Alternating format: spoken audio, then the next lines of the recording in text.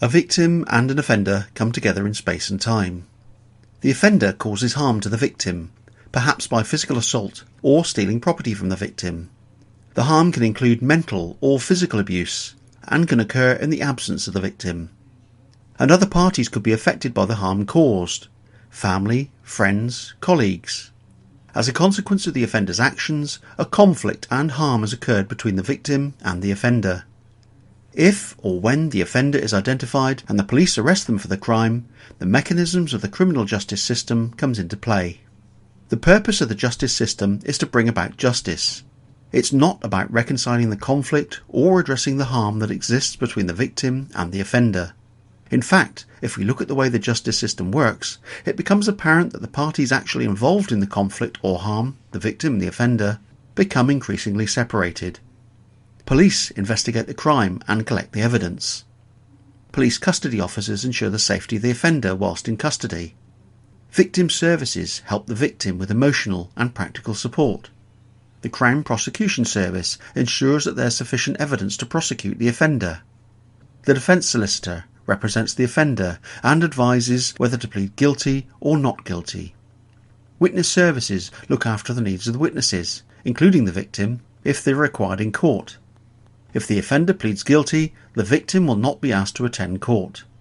Legal clerks ensure the court process works. The jury determines the innocence or guilt of the offender. The judge oversees the trial and decides on the sentence for the offender. Probation services manage the offender during and after they have served their sentence. Prisons incarcerate the offender for the length of any custodial sentence. So, justice is seen to be done, but the original conflict and harm is still there. The only people who can resolve this conflict are the victim and the offender, the person who was harmed and the person who caused the harm. With the restorative justice approach, the focus is on bringing the victim and the offender together. This provides them with the opportunity to communicate with each other directly or indirectly, often for the first time since the original conflict or harm. This might be by an exchange of letters, or it might be in a face-to-face meeting.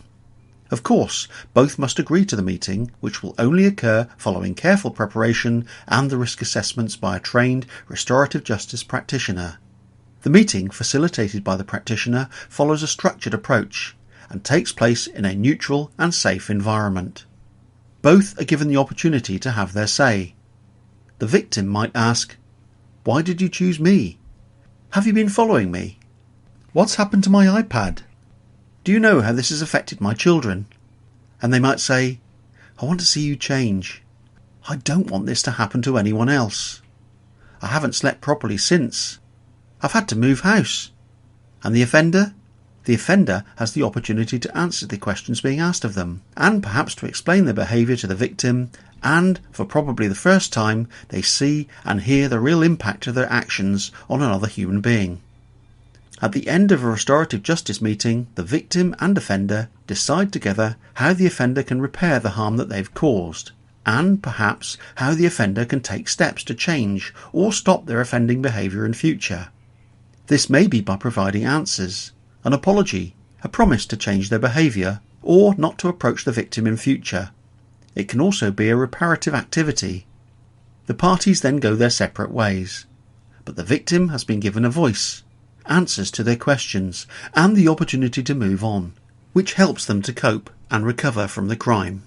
And the offender is presented with an opportunity to take responsibility for the harm that they've caused, display remorse, and be motivated to change their lives.